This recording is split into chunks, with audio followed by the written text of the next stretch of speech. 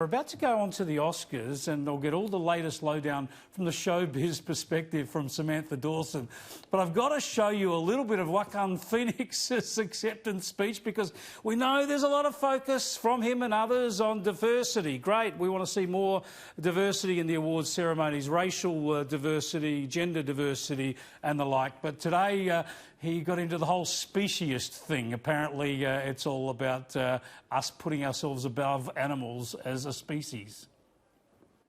We feel entitled to artificially inseminate a cow, and when she gives birth, we steal her baby, even though her cries of anguish are unmistakable.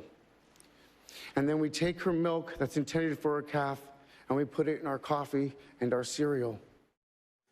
Man, it's a pity Babe wasn't up this year. It would have cleaned up, wouldn't have got all the animal prizes. Samantha, how are you going? Good, Chris. You've been diligently watching it all today? Is it, it's been a hard day on the tools, I'll tell you that, about 5 or 6 hours of Oscars.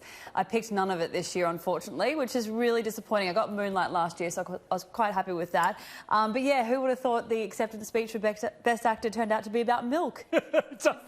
Look, to be fair, I suppose he mentioned the other diversity issues, but he's gone full speciesist for us, so there you go. He's going to be the poster boy of all the woke activists around the world. I think what I like that he has done this award season, Chris, is he's worn the same Stella McCartney suit to every award ceremony. So I think that's great. Do you know how often I wear this jacket? And I don't think it's Stella McCartney. No, I don't think it is either.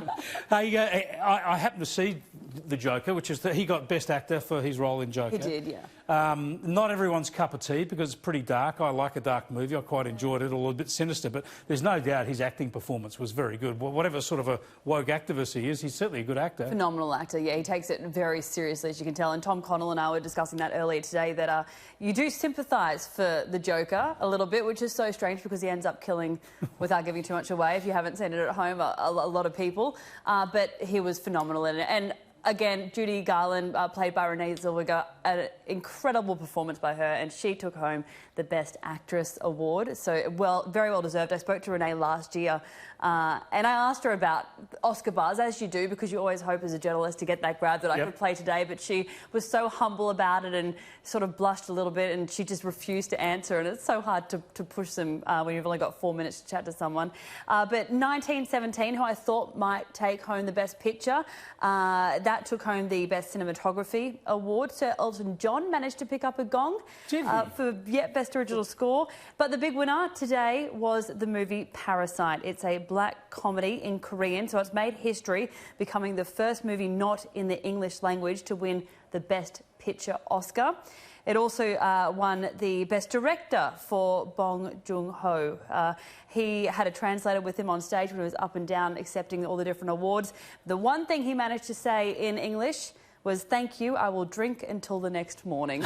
And you could just tell he was so pumped. He said that Martin Scorsese, who was sitting in the audience, was his absolute idol, and he quoted him from years ago, and everyone stood up and gave him a standing ovation. So that was really quite lovely to watch. So long as he doesn't drink milk. Yeah, exactly right. It's going to be a recurring theme, isn't it? I've heard it's a great film. You haven't seen Parasite yet, have you? I have not seen it yet, but I'm adding that. Super producer Tom Story says it's very, very good, so I must see it soon too. Now, the Renee Zellweger one, I didn't see. You told me I should see that. What was that one Judy called? Garland. So Judy. It's just called Judy. Yeah, about the life, and really does open your eyes to what she went through. And I mean, I only knew her from The Wizard of Oz. Really, that's sort of as much as I knew at that point in time before I saw Judy, and then obviously did a lot of research into it before I spoke to Renee Zellweger. But gosh, she's such a star and an awesome actor.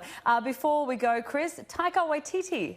Across the ditch, our little friend, he's a Kiwi. I've spoken to him before as well, and he's a lovely guy. He picked up the Oscar for Best Adapted Screenplay. This is what he had to say when he won.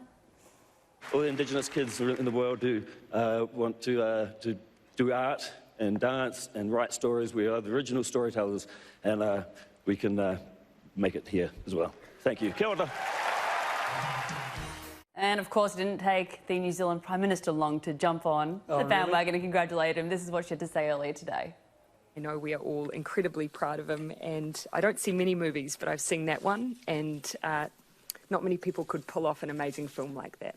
So Jojo Rabbit, I think you would really enjoy, Chris Kenny. Add that one to the list with just Parasite. Cindy Ardern, she just gets praise for everything. They're showing off a bit lately, the Kiwis. Yeah, they're doing pretty well. Now, what about Tarantino and Once Upon a Time in Hollywood? No go? No, unfortunately, they won a production award.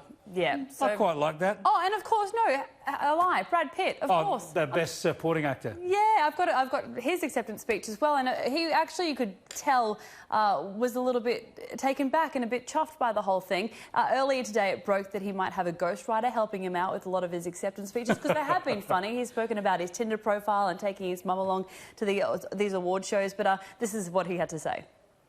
I'm not one to look back, but this has made me do so, and I think of my folks taking me to the drive-in to see Butch and Sundance, and loading up my car and moving out here, and Gina and Ridley giving me my first shot, to all the wonderful people I've met along the way, to stand here now.